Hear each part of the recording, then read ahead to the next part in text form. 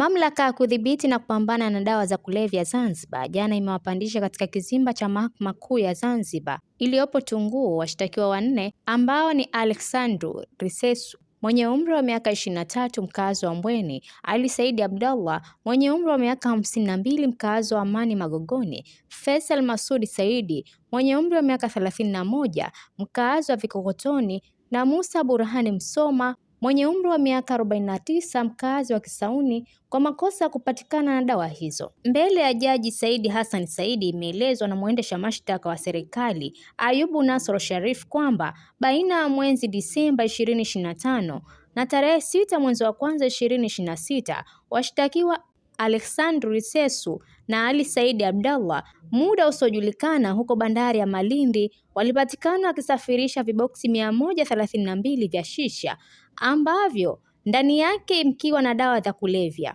aina ya cocaine venye uzito wa gramu 750.069 kutoka China na kuingiza Zanzibar kwa kutumia usafiri wa majini unaomilikiwa na kampuni ya Slim Trading Limited. Siku hiyo hiyo na muda huo huo, washtakiwa hao katika bandari ya Malindi walipatikana na viboksi 220 vikiwa na viambata vya madawa ya kulevya aina ya lysergic acid venye uzito wa gramu 966.358 wakisafirishwa kutoka China na kuingiza Zanzibar. Kosa la tatu kwa washtakiwa Alexandru Risesu, Ali Saidi Abdallah na Faisal Masudi ambapo tarehe 29 mwezi wa kwanza 2026 saa 7 mchana huko Shangani mjini kwa pamoja walipatikana ndani ya duka lenye jina la Shop and Go wakiuza dawa za kulevya aina ya cocaine zenye uzito wa gramu 750 ambazo ziliingizwa katika shisha zilizokuwa zikiuzwa kwenye duka hilo. Siku hiyo hiyo washtakiwa hao katika duka hilo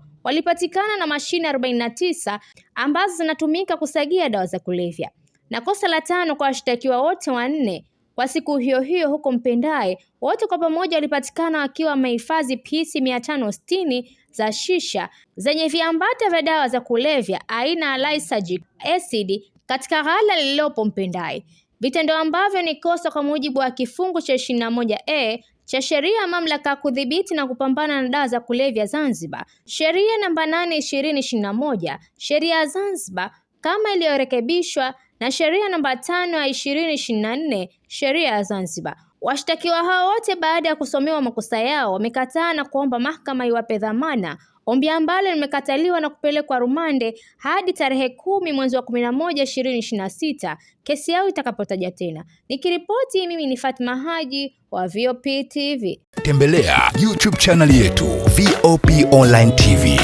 kwa habari moto moto. Subscribe kisha bonyeza alama ya kengele ili kuwa wa kwanza kupata taarifa zetu. Usisahau kulike, kucomment na kushare. VOP Online TV.